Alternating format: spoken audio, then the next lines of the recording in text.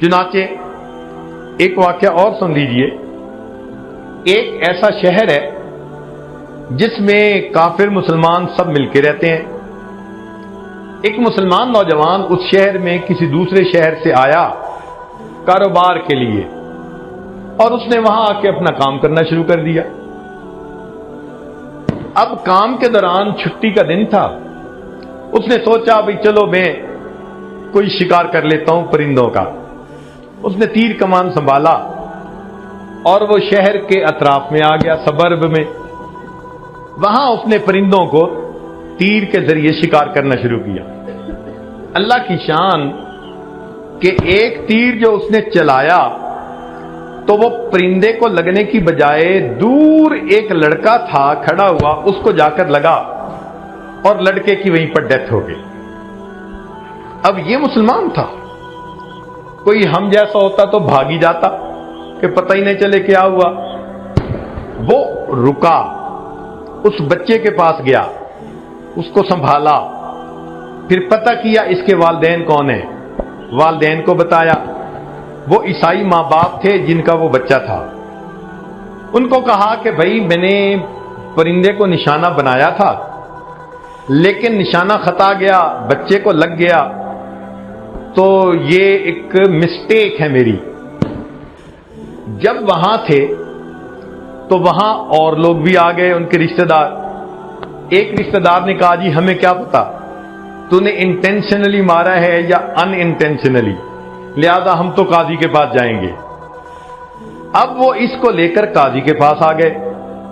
قاضی نے کہا کہ ہاں بھائی اگر تمہارے تیر سے یہ بندہ مرا ہے تو یا تو تم اس کی دیت دو، قصاص دو اس کے جو ورثاء ہیں، اور اگر ورثاء نہیں مانتے تو پھر تمہیں قتل کیا جائے گا بدلے میں۔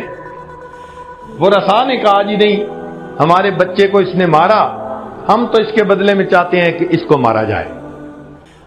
لو جی قاضی صاحب نے اس کو جیل بھیج دیا کہ بھئی جمعہ کے دن ہم فائنل فیصلہ سنائیں گے اور بندے کے بدلے پھر ہم بندے کو قتل کر دیں گے۔ یہ جیل میں آ گیا۔ اللہ کی شان دیکھیں کہ جو جیل کا سپروائزر تھا نا، جیلر جس کو کہتے ہیں، جیل سپرنٹینڈنٹ، وہ عیسائی تھا۔ اب دوسرا دن ہوا تو یہ نوجوان اس سپرنٹینڈنٹ کے پاس آیا اور اس کو آ کے کہتا ہے کہ جی میں مسلمان ہوں اور میں فلاں شہر سے آیا تھا روزی کے لیے، میرے ساتھ یہاں یہ واقعہ پیش آ گیا اور اب میں یہاں پر ہوں کہ جمعہ کے دن مجھے قتل کیا جائے گا، مگر میرے گھر والوں کو بھی پتہ نہیں، رشتہ داروں کو بھی پتہ نہیں، اور مجھے کچھ امانتیں بھی ان کی لوٹانی ہے۔ اگر آپ اپنی ذمہ داری پہ مجھے چھوڑ دیں تو میں جمعے سے پہلے واپس آ جاؤں گا اور میں مسلمان ہوں۔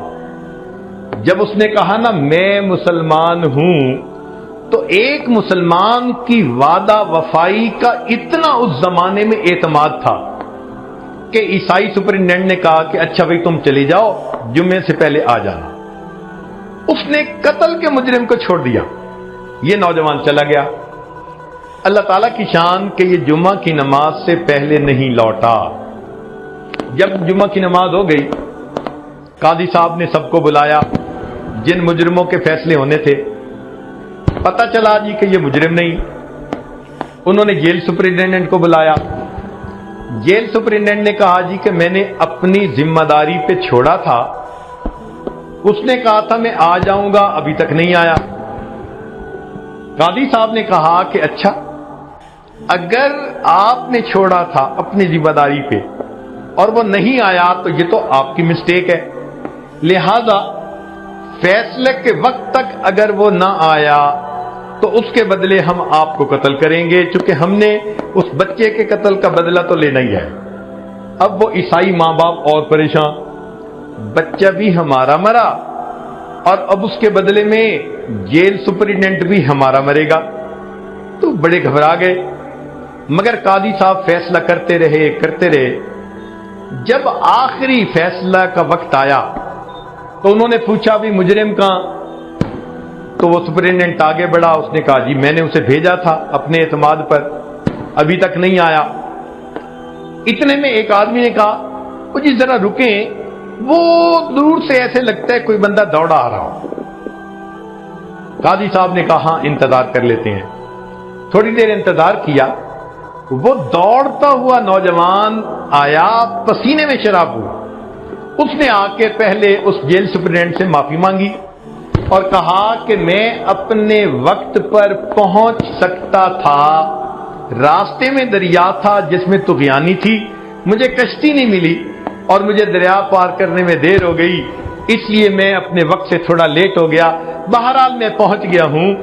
جب اس نوجوان کی وعدہ وفائی کو انہوں نے دیکھا تو اس وقت اس بچے کے ماں باپ نے کہا قاضی صاحب آپ نے تو جو فیصلہ کرنا تھا کر دیا، ہمارا بھی فیصلہ ذرا سن لیجئے۔